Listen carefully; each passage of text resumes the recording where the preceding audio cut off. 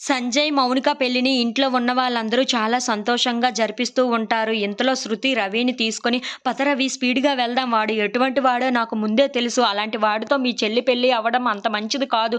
ఈ పెళ్లిని మనం ఎలాగైనా సరే ఆపాలి" అని చెప్పేసైతే రవిని బండి మీద తీసుకొని వెళ్తూ ఉంటుంది. ఇంతలో అక్కడ ఉన్న పంతులు గారు, "నాయనా, తాళి కట్టే సమయం ఆసన్నమయ్యింది" అని చెప్పేసైతే అంటూ ఉంటారు. ఆ మాటలు వినగానే ఇంట్లో ఉన్న వాళ్ళందరూ అయితే చాలా సంతోషిస్తూ ఉంటారు. ఇంతలో అక్కడ ఉన్న సంజయ్ మాత్రం చాలా సంతోషంగా మౌనిక మెడలో తాళి కట్టడానికి వెళ్తూ ఉంటాడు. అక్కడ భజంత్రీలతో పెళ్ళిని అయితే జరిపిస్తూ ఉంటారు. ఇంతలో రవిని తీసుకొని శృతి అయితే ఆ పెళ్లి దగ్గరికి ఆపడానికి వస్తూ ఉంటుంది. అక్కడికే బాలు కూడా వస్తూ ఉంటాడు.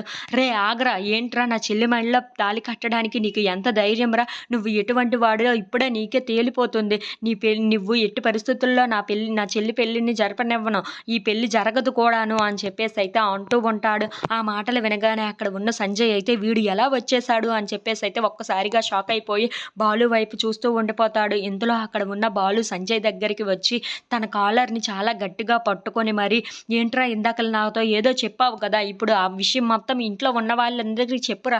నువ్వు ఎటువంటి వాడివో అందరికీ తెలియాలి కదా!" అని చెప్పేసి అయితే అంటూ ఉంటాడు. ఆ మాటలు వినగానే ఇంట్లో ఉన్న వాళ్ళందరూ మాత్రం, "ఏం మాట్లాడుతున్నావురా బాలు, నువ్వు పక్కకు వెళ్ళిపో" అని చెప్పేసి అయితే వాళ్ళ నాన్న, అమ్మ అంటూ ఉంటారు. "మీకేమీ తెలీదు, మీరు కామ్‌గా ఉండండి. రేయ్, మర్యాదగా నువ్వు చెప్తావా? లేదంటే నన్నే చెప్పమంటావా? మర్యాదగా నీ నోటంట నువ్వే అసలు నిజం ఏంటో బయట పెట్టరా.